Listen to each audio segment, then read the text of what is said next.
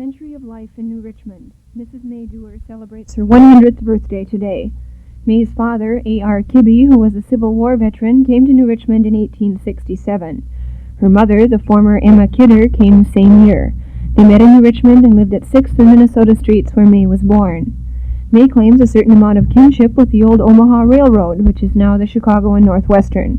Both arrived in 1872. The overhaul train came into New Richmond on New Year's Day. It was supposed to reach here at 12 o'clock on New Year's Day. There was a heavy snowstorm interfered, so that they made a lot of our men had to get out and go with their shovels to help shovel out. But they made it just come over the 6th Street Square. And then the Sioux line was built quite a good deal later, somewhere like 86. I don't remember just exactly. May remembers New Richmond's first school. The first schoolhouse in New Richmond was built on Polk Street and Kellogg, now Kellogg, and it was called Chicken Coop. Why? Well, they just built a little shed at Sandy, and the water pail stood in one corner like that, and with a chin dipper wooden water pail. And then we raised our hand if we wanted a drink, because we had a lot of time to drink. May remembers the tornado of 1889, which destroyed much of the city of New Richmond. Our house is in the path, but there's one that escaped partially. The porch and the roof, part of the roof, and the kitchen were destroyed. And Father went right to work to rebuild and clean up. She married Charles J. Dewar, and they lived at 525 East 2nd Street with their 2 children. Their daughter, Mrs. Howard Nelson, now lives at that address. May also has 2 grandchildren and 5 great-grandchildren.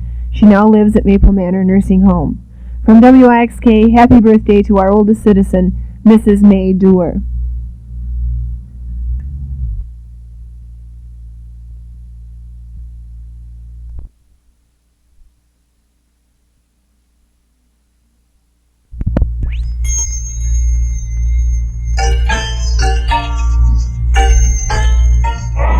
Polk County offers a gold mine for any early American history buff.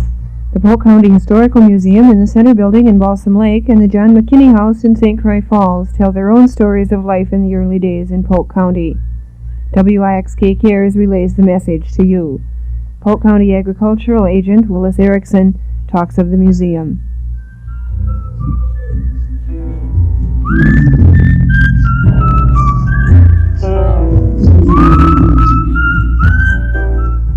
We're visiting the Polk County Historical Museum here, and many of the folks who have visited it are interested in different things. We try and show as many different kinds of art and galleries of historical interest as we can. We're looking right now at the 4 exhibits of the wars, beginning with the Civil War and World War I and II, and the Korean and Vietnam Wars. These are more modern historical exhibits than some of the older things. We look around, we see there's quite a nice exhibit here of china and glassware that the ladies particularly are interested in. It shows pieces dating back from about 1790 here. There's an old copper lusterware here that dates back from made in 1793, and the more modern ones are up to date with the depression glass of the 1930s. We have some milk glass here, some pressed glass, little cut glass, and china, most of it imported from Europe by the early pioneers that settled here. Then we've got the exhibits of the early home, things like the old irons, the old tools that we used in the kitchen, some of the old copperware and glassware. We have a few pieces of furniture here, some of the early toys of the children. And we emphasize the early Christian church, the old school, the store, and the farm. Those were the main items of the history of 125, 50 years ago. And this museum is open Monday through Friday from 8 to 5 o'clock, and then in the evenings when there are meetings here. And last year, I guess our record showed about 11,800 visitors. We have the other museum that shows the one-room school. That's open during the summer months from Memorial Day through Labor Day. People come and visit these. We have special school tours. Last year we had about 2,500 school children visit, and plans are being made now for tours the next 6 weeks, when we have tours in the fall and again in the spring. The volunteer board of curators that operates the museum here came in and put this interesting display of early clothes, and you can see that some of the things that the ladies wore a long time ago, and some of the things that were used. One thing that's kind of interesting is people are larger today than they were 100 years ago, and the clothes that they wore were a lot heavier than they are today. Heavy cottons and wools. I imagine many of them had 5-10 pounds of clothes on themselves, as compared with the synthetic fibers today that are much lighter and easier to wear.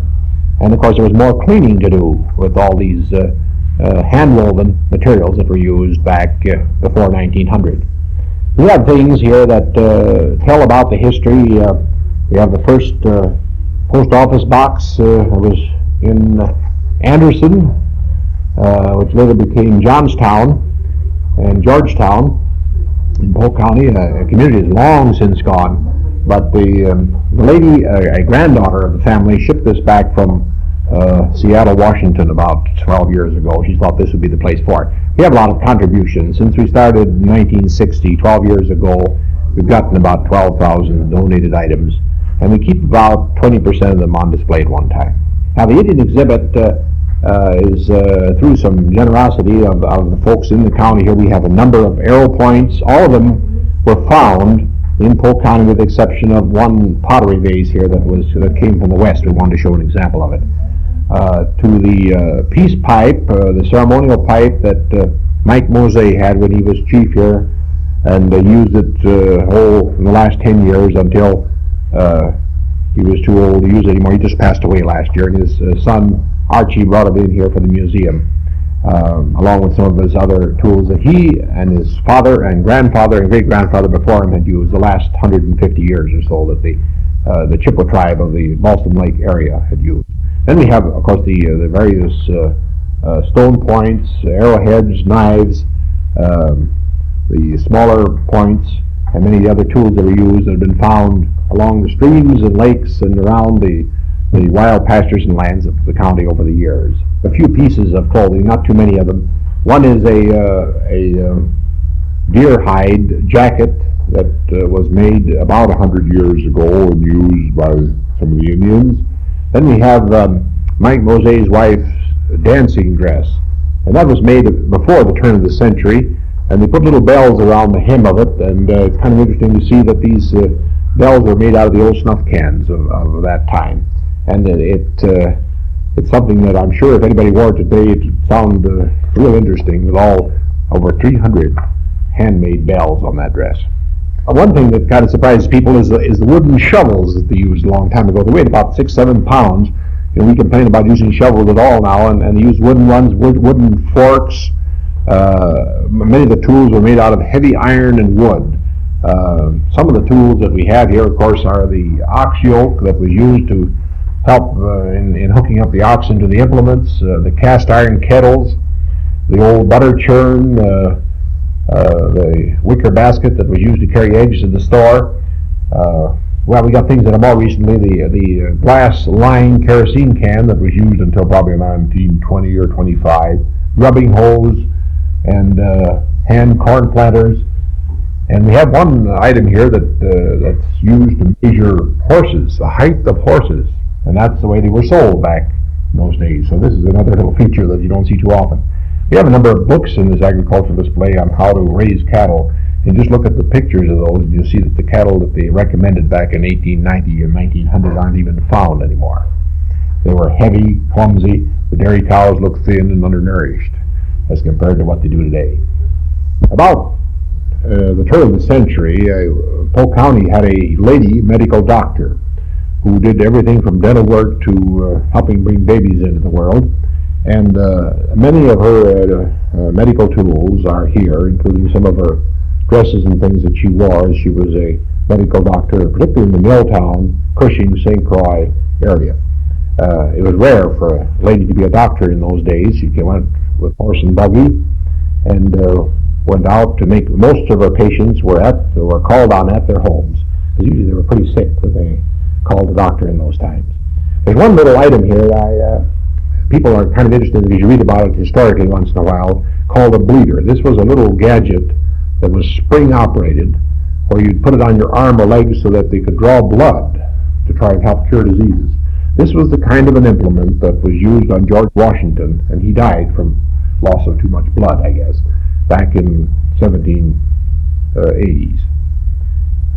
Many of the tools that they used in those days were not too effective in treating people with diseases and injuries. They even used electric shock, which still can be used today, but not exactly the same way. John and Lucille McKinney live in a museum. Their home was built in 1880 by Henry McCord, a lumberman, state senator, and publisher of one of the first newspapers in St. Croix Falls. Mr. and Mrs. McKinney and their family tell of the antiques in their home. Had the shutters, and they were a determining factor for furnishing the home in antiques. And then the trellis was stored upstairs when one family bought the house and didn't want it as too dusty. McKinney's brought it down and put it where it should be. This is the love seat because it's only room for two. And this is the fireplace that our grandfather made and painted, and it's a peat burning fire picture. And this is a settee that was owned by Amos Flint, who was one of the first settlers, came to St. Croix Falls in 1830. And he owned most all the land up around the fairgrounds and out east. And this is the original finish of horsehair and carved walnut. And then we have walnut rocker, which has 3 carved horseshoes. And we have an unusual rocker with a spiral back and spool columns for the arms in the back. Grain seeder was the thing in the spring. You sowed your grain. I've actually used it, and you can sow grass seed with it. And then you reap and rake, and you use a fork. And the same, you have your size for your hay. And it was quite an art to use this grain cradle, because as you swung it, you left the grain in a row or swath, so that all the heads were in one place and the butts were in another, and yet you could just rake it up with a rake and make bundles using the straw as bundles. Over the door is a shoulder yoke that was used to carry water. Years ago, the pioneers always settled near some stream or lake, and sometimes probably had quite a little ways to carry the water, and they would carry it to pails with this shoulder yoke, which was a lot easier than carrying it by hand. Above the door is a pair of ox shoes. That is from a very large oxen, because you can see there, that's would look like that'd be quite a large cow. This is an axe that is a little larger than the ordinary. It's more of a Paul Bunyan axe. And these are the 1800s. This was my grandfather's scale rule, which did the same work that this one does. Now imagine going in the woods or in your camp and using this awkward thing in compared to this.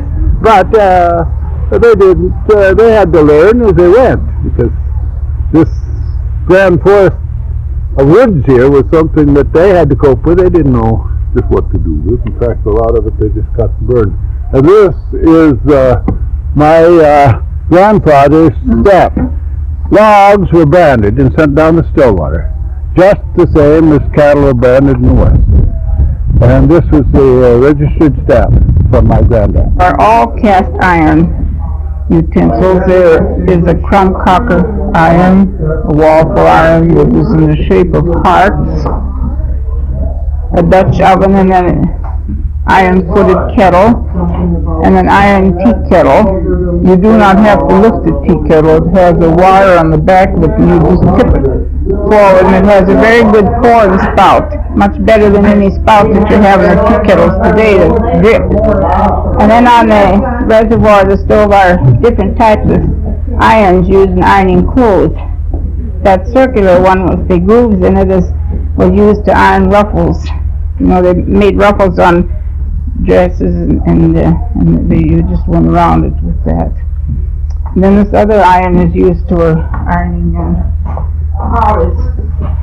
And the starched fronts of men's shirts, they used to starch the front of the shirts very stiffly. And with this little waffle figure in here, the starch wouldn't burn. This is just a little vase, but the wonderful thing of it is that it has Norwood's N in the bottom of it. Norwood is the man who invented carnival glass. You know why it's called carnival glass? Before he invented this method of making glass, colored glass was very expensive to make. Then he came across this solution, and it was so inexpensive that the market became overcrowded, and everybody had it and nobody wanted it. So carnivals and fairs and any kind of a type of chance game or anything like that, drugstores and stores would give it away for Christmas or for prizes. And that's why it was called carnival glass, because the carnivals did use it a lot for that. Of course, there are the two types of sheep bell. There's a flared open bell, and then there's the tighter closed bell, and that is the both are sheep bells. The one over this side is more the American bell. This bell you would find in Switzerland or any of the older bell countries on their goats and sheep. They used the covered compost because years ago everybody had their own milk and butter and cream. So they made a lot of puddings. And if you make pudding ahead of time and let it stand, it gets a scum over it. So they put it in these covered composts so the cover on it wouldn't scum. Then we have 3 globe lamps. This one, that one. Were given to them. The red velvet and one on the table were purchased by them. Also, this was purchased. This is unusual because it has cut glass colored prisms, it has colored gems on the band, it has colored pendulums, and it has a blue globe which gives it a sort of a balloon design. It's called a balloon hanging lamp. And the base is of daisy and button design. It's a glass base.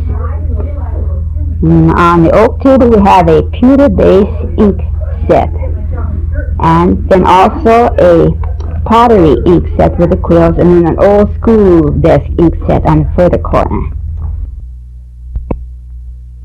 This has been WIXK Cares, the public service presentation of WIXK News.